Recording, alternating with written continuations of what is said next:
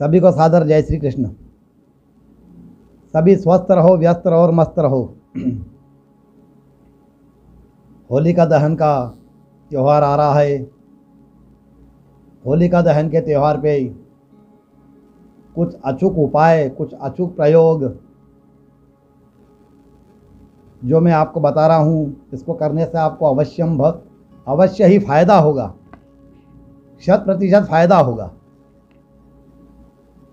अलग अलग नाम राशि से भी होता है, अलग अलग ग्रहों की चाल से भी होता है, अलग अलग शारीरिक परेशानियाँ, शारीरिक कष्ट, इन सब के उपायों से होता है।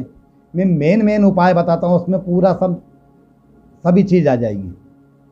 पर एक मेरा निवेदन है, आप मेरे चैनल को सब्सक्राइब अवश्य करें, लाइक एवं शेयर अवश्य करें, बेल आइकन का बटन दबाएं। और राजकीय कार्य में किसी को बाधा आती है, बहुत से राजकीय कार्य में, कोई शासकीय सर्विस वाला है, कोई राजनीति में है, कोई दूसरे जो कार्यक्रम में किसी में सर्विस में है, इन लोगों को परेशानी आती है। या कोई नेत्र का रोग हो, नेत्र से संबंधित कोई रोग हो, इन लोगों को तेज फल या तेज पान और गेहूं की बाली या गेहूं, इसकी आहुति देना चाहिए। नेत्र रोग में, राजकीय बाधा में, शासकीय बाधा में इनको गेहूं की बाली, गेहूं या तेज पान का पत्ता, उसकी आहुति दे। होलिका जलती हुई में, ठंडी होली में नहीं देना है, जलने के बाद देना, उसके पहले नहीं देना है।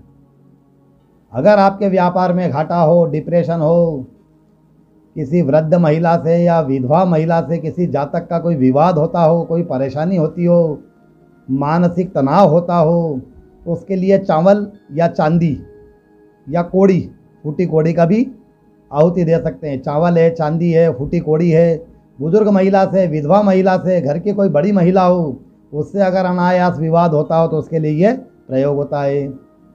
बहुत से जातकों को अपने भाइयों से परेशानी होती है, मंगल के ग्रह से कोई संबंधित होता है, मंगल कोई नीच का होता है तो भाइयों से संबंधित परेशानी करवाता है, ब्लड से संबंधित, खून से संबंधित परेशानी करवाता है। तो अपने भाइयों से कोई विवाद हो, परेशानी हो, कोई संपत्ति का, भूमि का विवाद हो, कोई रक्त से संबंधित कोई बीमारी हो या परेशानी अगर आपको कोई करती है, तो मसूर की दाल या नीम की सूखी पत्ती की आहुति दे। और कोई बहन, भुआ, बेटी, जो भी कोई स्त्री है, आपकी बहन है, बेटी है, भुआ है, इनसे कोई परेशानी हो, या किसी जातक को कोई मिर्गी की बीमारी हो, जो मिर्गी की बीमारी होती है, या बहन, बेटी या भुआ से कोई परेशानी होती है, या किसी का नाड़ी दोष होता है, नाड़ी दोष भी एक समस्या रहती है, तो साबुत मूंग की दाल या साबुत मूंग या मूंग की दाल की आहुति दे। अपने पिता से, अपने गुरु से, या कोई भी बुजुर्ग व्यक्ति, कोई आपका गुरु हो, कोई आपका शिक्षक हो, कोई आपका रिश्तेदार हो, आपके पिता हो, इनसे अगर आपकी कोई विवाद होता है, अनबन होती है, उनके मन मुटाव होता है, उनसे आपकी नहीं बनती है, तो उसके लिए हल्दी की गांठ या केसर की आहुति डाले।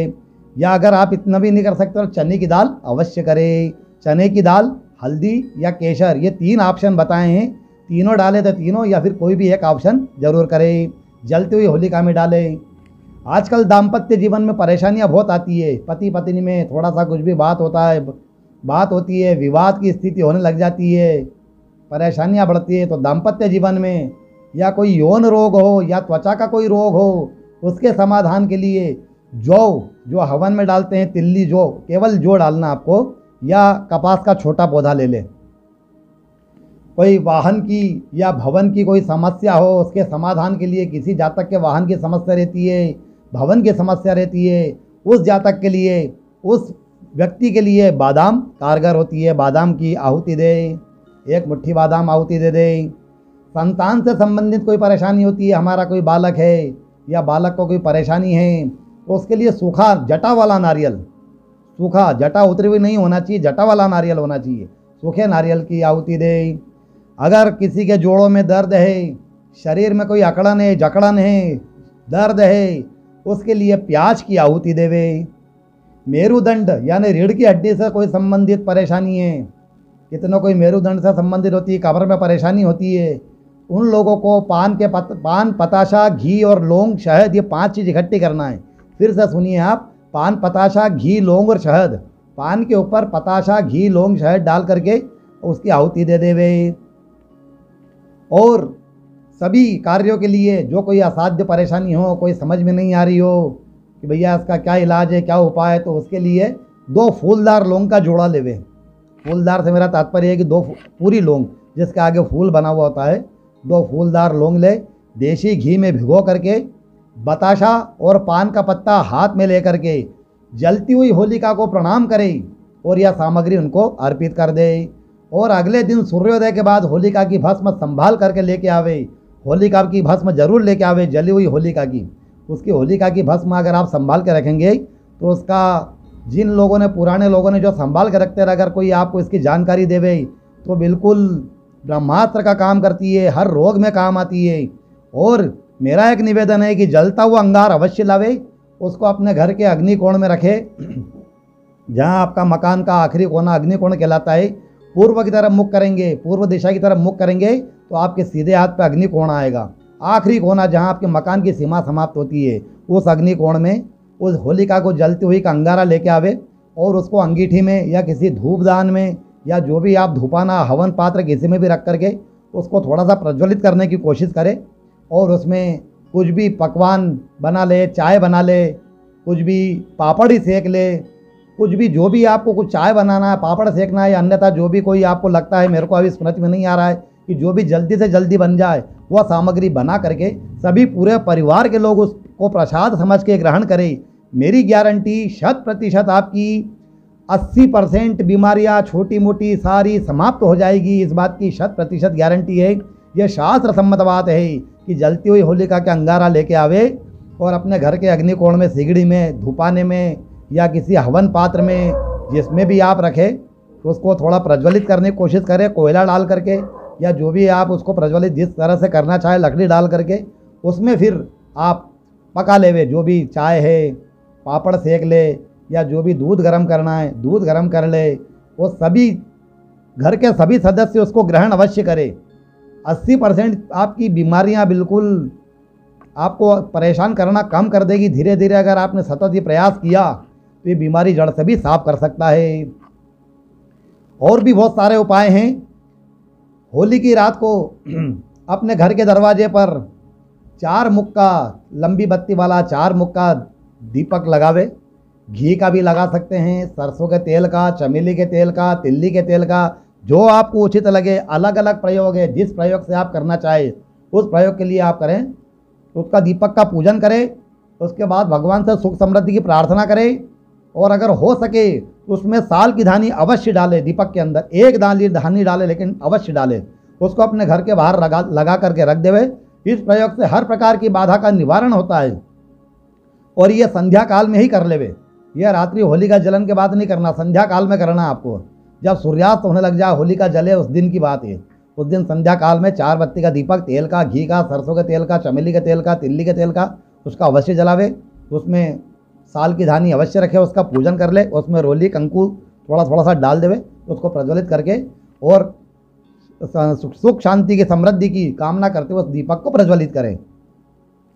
होली के दिन, जिस दिन होलिका जले, उस दिन किसी भी गरीब को, किसी भी जो आपको नर सेवा नारायण सेवा वाली स्थिति जो यहाँ आती है, मानव सेवा ही माधव सेवा है, मानव सेवा ही माधव सेवा का लक्ष्य रखते हुए होलिका के दिन किसी भी गरीब को, किसी भी बेसहारे को, किसी भी भूखे को भोजन अवश्य करावे।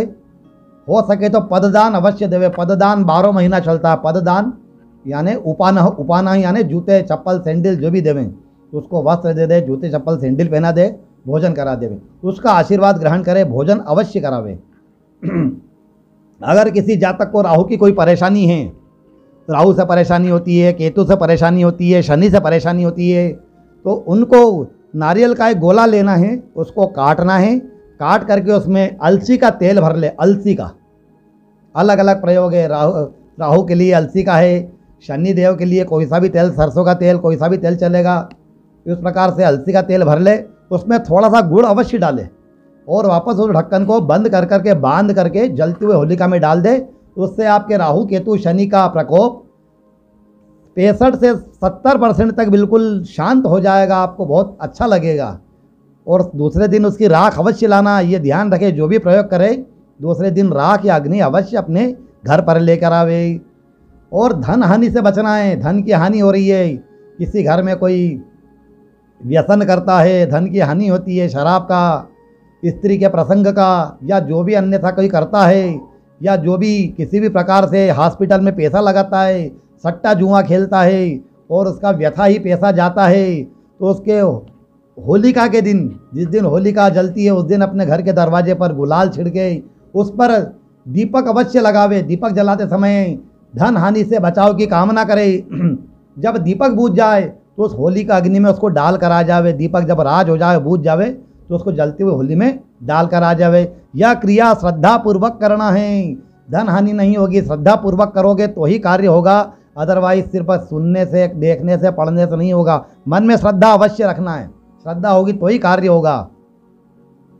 और घर की सुख समृद्धि के लिए परिवार के प्रत्येक सदस्य को होलिका में, होलिका दहन में घी की भिगोई हुई 2 लौंग, पताशा, 1 पान का पत्ता हाथ जोड़ करके अवश्य चढ़ाना चाहिए। और साथ में आखिरी में जब पूरा कार्यक्रम हो जाए तो होलिका की 11 परिक्रमा अवश्य करे। अगर किसी पे टोटका होता है, आजकल टोना टोटका बहुत चलता है साहब। टोना टोटका तो हर व्यक्ति बिल्कुल पारंगत हो गया टोने टोटके में। इसकी उपलब्धि बहुत आसान हो गई है, टोने टोटके की किताबें उपलब्ध होने लग गई, लेकिन वो कार्य नहीं करते हैं। न सामने वाले का पूर्ण टोटका होता है और जिस पे होता है उसको भी पूर्ण परेशानी नहीं होती है, बस थोड़ी सी परेशानी में सामने वाला भी घबरा जाता है। इसलिए घबराना नहीं चाहिए। अगर टोना टोटका कोई हो गया है तो होलिका की, जहाँ होलिका दहन होता है, उस रात्रि को वहाँ पर एक गड्ढा खोद करके उसमें अभिमंत्रित कोड़ियाँ, 11 कोड़ियाँ दबा दे और अगले दिन कोड़ियों को निकाल करके अपने घर की मिट्टी, ये कचरा जो भी निकलता हो, उसको नीले कपड़े में बांध करके बहते हुए जल में प्रवाहित कर दे, तो जो भी तंत्र क्रिया होगी, जो भी टोना टोटका होगा, वह सब नष्ट हो जाएगा। यदि आपके किसी घर में किसी को भूत प्रेत का साया है, किसी के पैर पड़ गया, किसी चौराहे पे, किसी टोने टोटके पे, गोल घेरे में कहीं पे कोई पैर पड़ गया है, किसी भूत प्रेत का साया है, कोई परेशानी हो गई है, तब आप होलिका की थोड़ी सी अग्नि अपने घर ले आए और अपने अग्नि कोण में रख करके, जो अभी मैंने आपको बताया कि उसमें पापड़ सेक ले, दूध गर्म कर ले, चाय गर्म कर ले, हो सके तो भोजन बना ले, कुछ भी करके पूरे परिवार उसको भोग लगावे। भगवान को भोग लगाने के बाद स्वयं भोग लगावे, सारी परेशानियां दूर हो जाएगी। अगर बेरोजगार है, अभी बेरोजगारी का दौर बहुत चल रहा है, बहुत बेरोजगार है, बहुत से लोगों की परेशानियां बढ़ गई हैं, सैलरियाँ आधी हो गई है, मिल नहीं रही है, काम नहीं मिल रहे हैं, तो उनको रात को 12 बजे के पहले ही, रात्रि के 12 बजे के पहले ध्यान रखे, उनको कुछ नहीं करना, होलिका में नहीं डालना, सिर्फ रात्रि को 12 बजे के पहले पहले एक नींबू और एक चाकू साथ पे लेकर के जाए, चौराहे पर खड़े हो जाए, उसके 4 टुकड़े करके चारों दिशाओं में फेंक दे। अपने ऊपर से नहीं घुमाना, कुछ भी नहीं करना, बस 4 दिशा में खड़े होकर के उसको फेंक देवे। किंतु ध्यान रखे, वापस आते समय पीछे मुड़ के बिल्कुल नहीं देखना, कोई भी आवाज़ दे तो भी नहीं देखना है। और यदि आपको कोई अज्ञात भय रहता है, मन में एक भय रहता है, हर किसी को आजकल मन में भय रहने लग गया कि डर लगता है या नेगेटिविटी उस पर हावी होती है, नकारात्मक ऊर्जा उस पर हावी होती है, उस व्यक्ति के अपने ऊपर से सूखा वाला नारियल, जटा वाला सूखा वाला नारियल लेना है और सूखा वाला नारियल 11 बार अपने ऊपर से उतार करके होलिका में डालना है। होलिका में डाल करके और उसकी परिक्रमा कर लेवे, तो उससे अज्ञात भय समाप्त हो जाएगा। और शत्रुओं से छुटकारा पाने के लिए, शत्रुओं से, आजकल शत्रु भी बहुत हो गए हैं, शत्रुओं से छुटकारा पाने के लिए होलिका दहन के समय 7 गोमती चक्र लेवे और भगवान से प्रार्थना करे, मन में विश्वास रखे, लक्ष्मी नारायण का ध्यान करे, राधिका नाथ का ध्यान करे, जानकी नाथ का जो भी आपका इष्ट हो उसका ध्यान करे, लक्ष्मी नरसिंह भगवान का ध्यान करे, जो भी आपका इष्ट हो उसका ध्यान करे कि जीवन में शत्रु को बाधा नहीं डाले। प्रार्थना करने के पश्चात पूर्ण श्रद्धा व विश्वास के साथ गोमती चक्र जलती हुई होलिका की अग्नि में डाल देवे।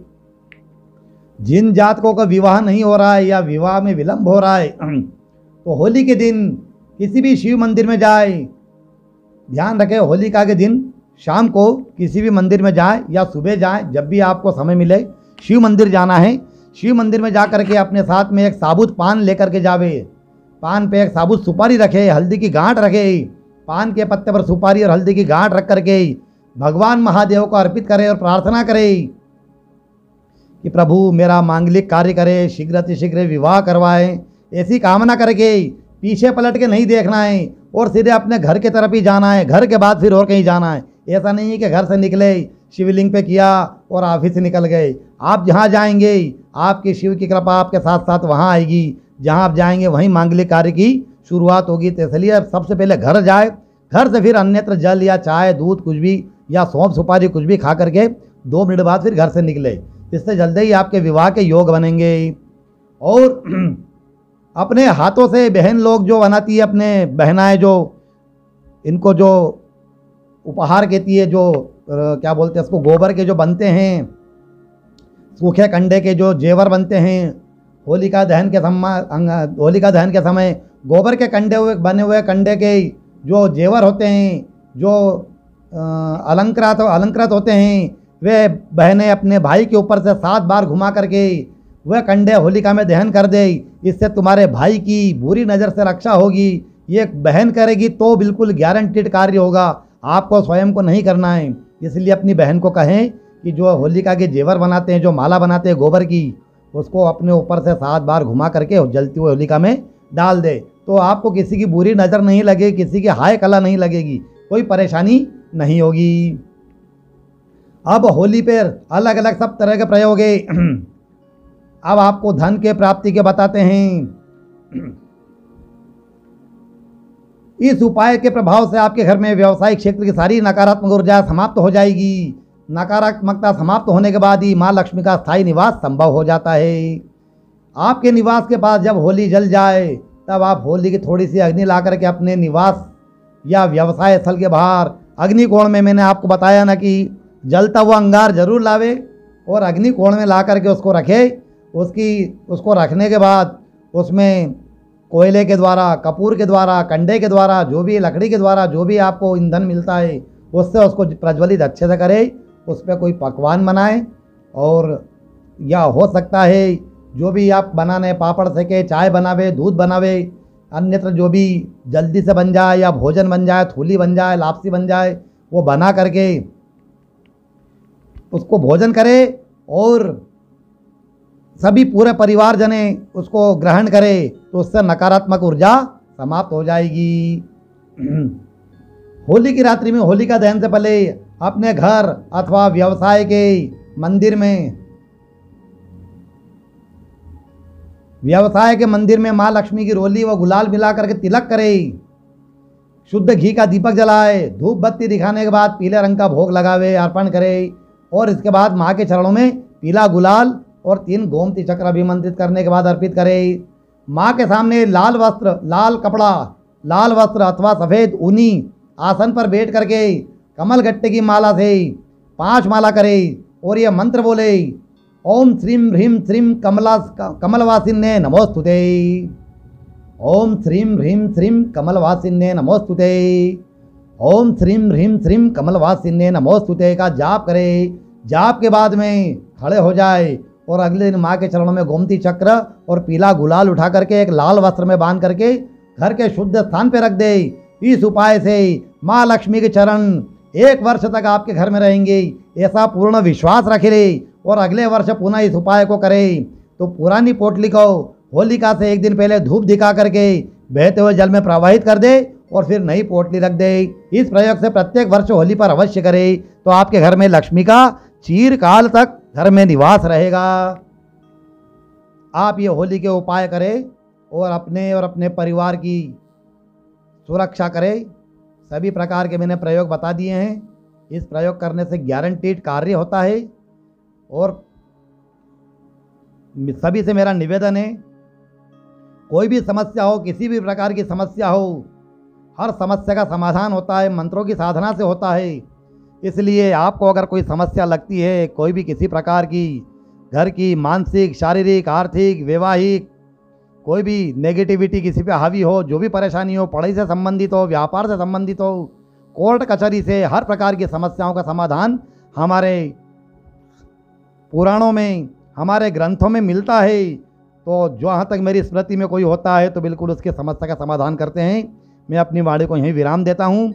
आप सभी से निवेदन करता हूँ, आप इस चैनल को सब्सक्राइब अवश्य करें। मेरे चैनल को सब्सक्राइब करने के बाद लाइक एवं शेयर करें और बेल आइकन का बटन दबाएं सभी स्वस्थ रहो, व्यस्त रहो, मस्त रहो। सभी को सादर जय श्री कृष्ण, जय श्री कृष्ण।